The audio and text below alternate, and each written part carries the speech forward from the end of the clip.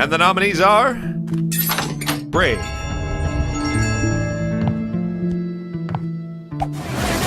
Burnout Paradise,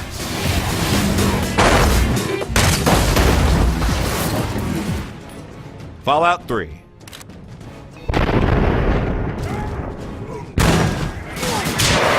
Grand Theft Auto 4,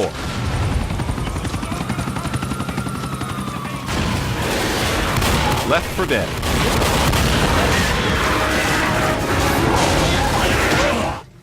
Metal Gear Solid 4, Guns of the Patriots, Had to pull their goalie an easy NHL 09, 6 target to shoot at. These guys were in a hole. Now they're in a gorge. No More Heroes,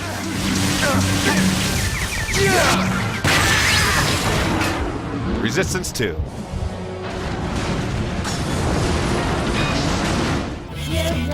The World Ends With You,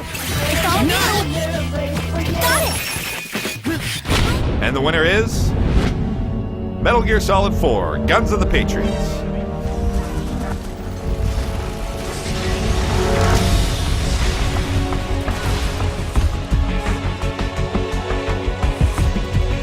So the best game of 2008 is definitely Metal Gear Solid 4, Guns of the Patriots. In every sense, Metal Gear 4 delivers. From a great story to outstanding graphics, incredible sound design, great bosses, everything. Metal Gear Solid 4 is all about a series of incredible moments. This is the game that people are going to remember.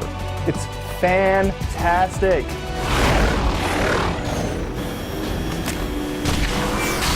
So we all know 2008 was a great year for games. Some of the best games of all time were released this year, but Metal Gear trumps them, in my opinion, because it finds a perfect harmony between gameplay and storytelling. A lot of people complain that Metal Gear Solid 4 is just a movie. I watch it as much as I play it, but that's part of what makes it so incredible, is that it takes really two different kinds of entertainment, both of which stand out as the ultimate form of their kind of entertainment, whether you're looking at it as a film or whether you're looking at it as gameplay. But the gameplay is absolutely incredible, and the storytelling is fantastic as well. And the fact that they can be combined into one seamless entity to the point where you're not even sure what kind of entertainment you're participating in, that's something really extraordinary. Laugh with me!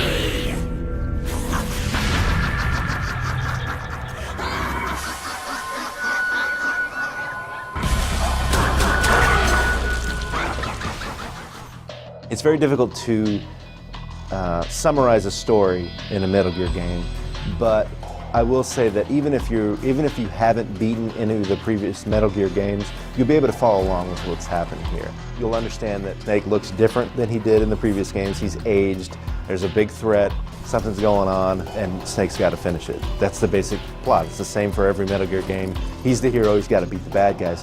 But it just seems like Hideo Kojima from the outset wanted to make this a final chapter that tied up all the loose ends and really made you nostalgic for those old games, made you appreciate all those old games. There's something to be said for the entire narrative of the Metal Gear series coming to a close. I think there's an element of nostalgia there. We remember the last 10 years or so that we spent with all of these characters and all the great times that we've had with them, but we also realize that the formula of Metal Gear has been perfected in Metal Gear Solid 4.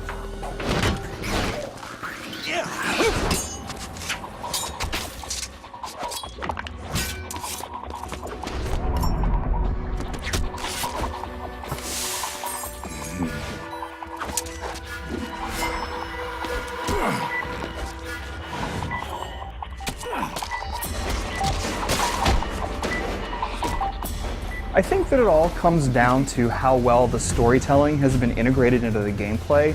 They match up so seamlessly that sometimes you're not even sure whether you're in the game yet or whether it's still in the middle of a cutscene. A cutscene will play out. It'll be absolutely beautiful, in terms of technology, as good as any cutscene you've ever seen. And you'll transition directly into gameplay within the cutscene, and it looks exactly the same as the scene itself.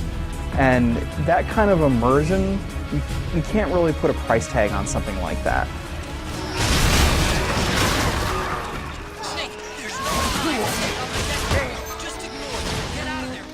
There's so many great moments in Metal Gear Solid 4, and I don't want to give away too many spoilers, but if you haven't beaten this game, go do it now. We'll talk after you're done. So there's so many great moments in this game, not just moments that are exciting and not just moments that are fun to watch, but there's moments that are really emotionally impactful. And the one that stands out for me was towards the end of the game when everything has gone wrong. Snake is literally crawling on his hands and knees to get to the server room of Outer Haven, and he's being blasted with microwaves.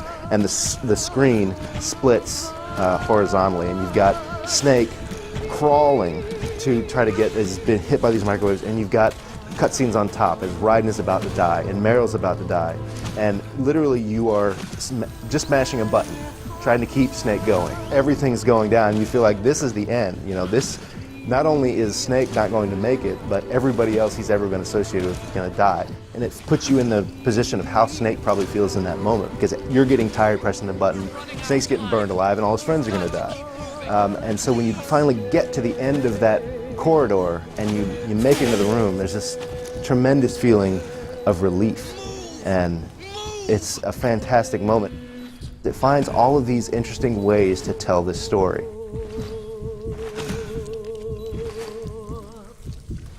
My favorite part is fighting Vamp in split screen, because there's this whole, spoiler warning, there's this whole sequence where Raiden and Vamp are fighting each other on one side of the screen, where you're actually taking part in combat on the other.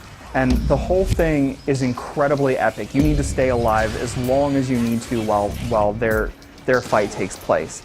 And the whole thing is epic, and to me kind of represents what Metal Gear Solid 4 does best. You have an incredibly cinematic sequence happening on one side of the screen, where you're making your own cinematic sequence on the other side of the screen. Together they come into an experience that I don't think any game has really ever approached.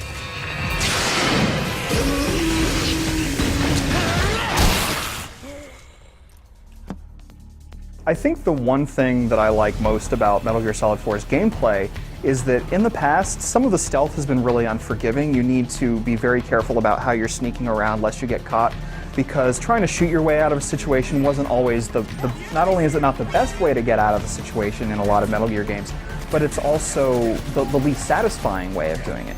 Metal Gear Solid 4 kind of took those gameplay mechanics and turned them on their head. You can play Metal Gear Solid 4 as a shooter and get just as much out of it as if you play it as a stealth experience. And more so, if you get caught in stealth, you have a way out of that that doesn't feel awkward.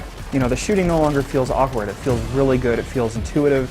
And if you want to go through the whole game playing it as a shooter, you can do that and you can get a great experience out of it. There's just so many different ways of handling every situation. So if you like guns, shoot your way out, it feels fantastic. If you like stealth, it feels as good as it ever has in a Metal Gear game.